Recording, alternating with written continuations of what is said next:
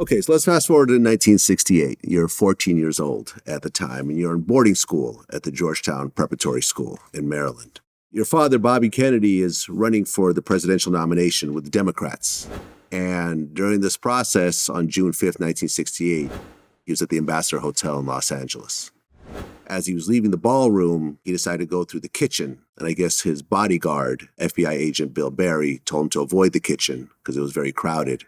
As he was going through, shaking hands with everyone, a 24-year-old Palestinian man named Sirhan Sirhan shot him with a .22 caliber revolver.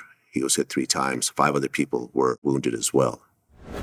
When you found out that your dad had gotten killed, what went through your mind? Well, first of all, I would dispute that description of what happened. Okay. I don't believe that Sirhan's bullets ever hit my father. Okay. And neither did the coroner,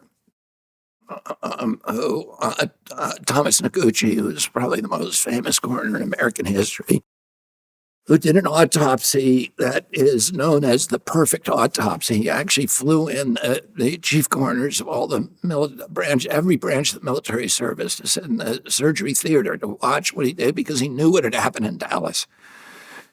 And he didn't want to repeat. And what he found, Sirhan had 8 shots. He had a .22 revolver, or 8 shots in it. And he fired 2 shots at my father. One of those shots hit Paul Schrade, who was the UAW, the United Auto Workers deputy chief. There was only 2 unions that supported my father, the United Auto Workers and Cesar Chavez Union. And Paul Schrade had recruited Cesar Chavez to the United Farm Workers, so he was very close to my dad.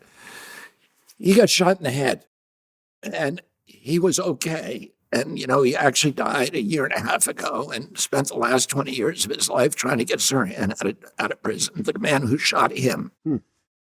The other shot went past my father's head and hit a door jamb behind him, and it was later removed by the LAPD. It was dug out of the door jamb. The whole door jamb was removed. He was then pounced upon by 6 men, including Rafer Johnson, who was the 1960 decathlon champion, gold medal Olympian, one of my father's closest friends, and Rosie Greer, who was one of the, fearsome foursome, who had been a bodyguard for my dad. He was, one of the most famous football players of his time. And 4 other people, including the guy who was the director or the concierge of the Ambassador Hotel. And they pounced on him. They took his hand and pointed away from my father. So they pointed the opposite direction.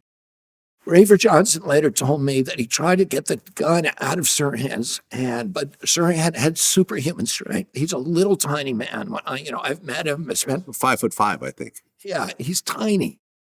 But he couldn't, this big, Rafer is like 6'4" and solid muscle.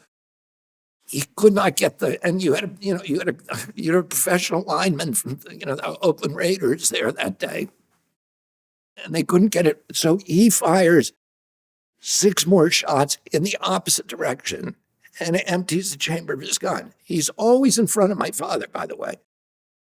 My father, he's sitting with his back to a steam table, and they bent him over the steam table. And he fired the bullets this way. As you pointed out, those bullets each hit people.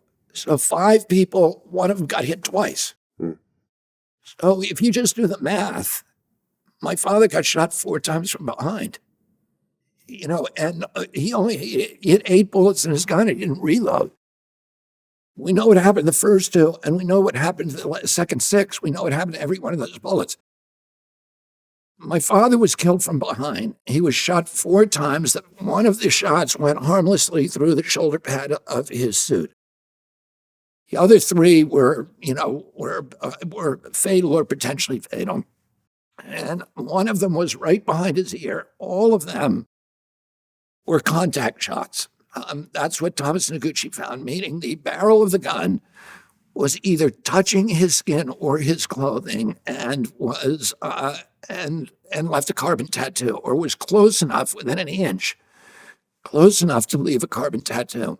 And the gun was being held at an upward angle.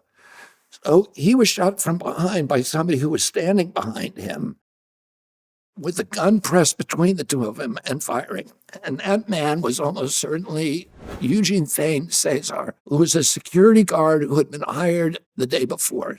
So they already knew when he got the job, he already knew my father was going to be at that hotel. His full-time job was at the Lockheed plant. And before that, he had worked at another defense plant, which was Howard Hughes' company.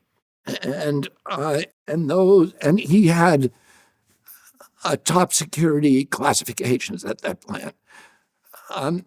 Lisa Pease, who's a researcher, has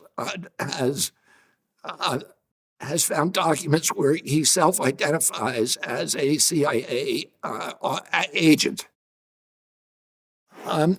He ended up leaving the country. He was very outspoken against my father. He believed that my father would start a race war, and my father would put blacks in charge of the country, and he hated blacks. Mm.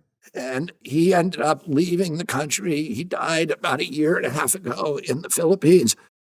Before he died, I tried to go over there and interview him. He originally said that it would cost me $10,000, but he would do it. And then when I got close to going, he said it's going to be 15. And then a day before I left, he said it's going to be 25,000. So then I thought he's playing a game. Yeah. And I ended up not going. But I can't prove that my father was killed by the CIA. But there's a lot of circumstantial evidence. And then, there's a lot of other circumstantial evidence, and particularly with Sirhan's background and his trial, there's a lot of, and the cover-up. There was a lot of agency involvement.